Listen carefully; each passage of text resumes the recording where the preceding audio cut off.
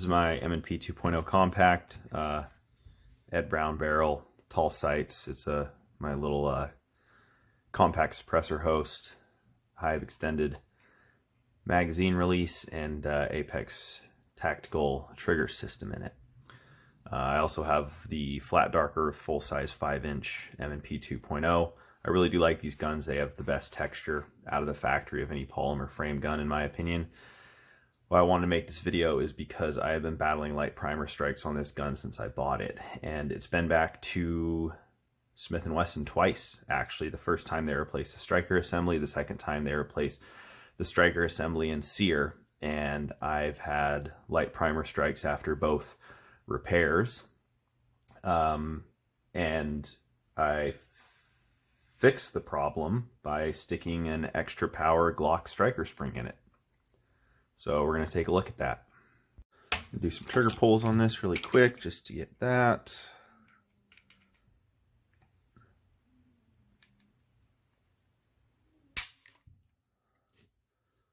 Four and a half. Get that nice and low and not rubbing on the mag release. 4. Yeah, so depending on where your finger is on the trigger, 4.5 pounds. Really nice, smooth take up. Clean break, minimal over travel. Reset is super short. I really like these Apex kits for these guns. Here's striker assembly. Like I said, last time it was into Smith & Wesson, they replaced this whole assembly. They also replaced the sear. This Apex tactical trigger kit comes with a whole bunch of different components. And on my other pistol where I haven't had light primer strike issues, I kind of changed the whole thing up. The Apex kit does come with a sear.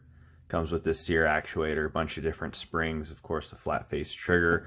All I did on this one to leave all the internals and the actuation, Smith & Wesson, so-called fixed as it came back from, or repaired as it came back from Smith & Wesson. And all I did is put this trigger shoe on the trigger bar and then put the Apex tactical sear actuator in, because those two have to go together.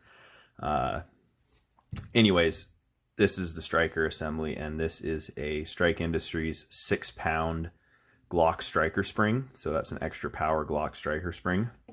So for comparison, this one right here is the factory M&P, and this is a factory Glock on the top here.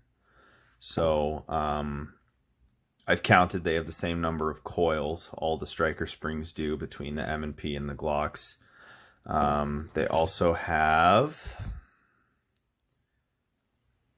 0.72, pretty close wire diameters, not quite. Outside diameter 665,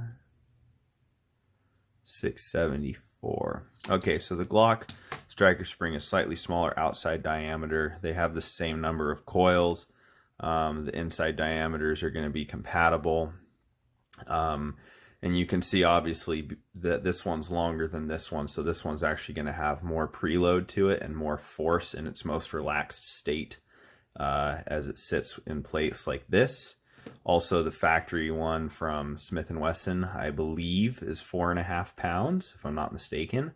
And the factory Glock one is 5.5. And then, of course, I run a 6-pound in this one.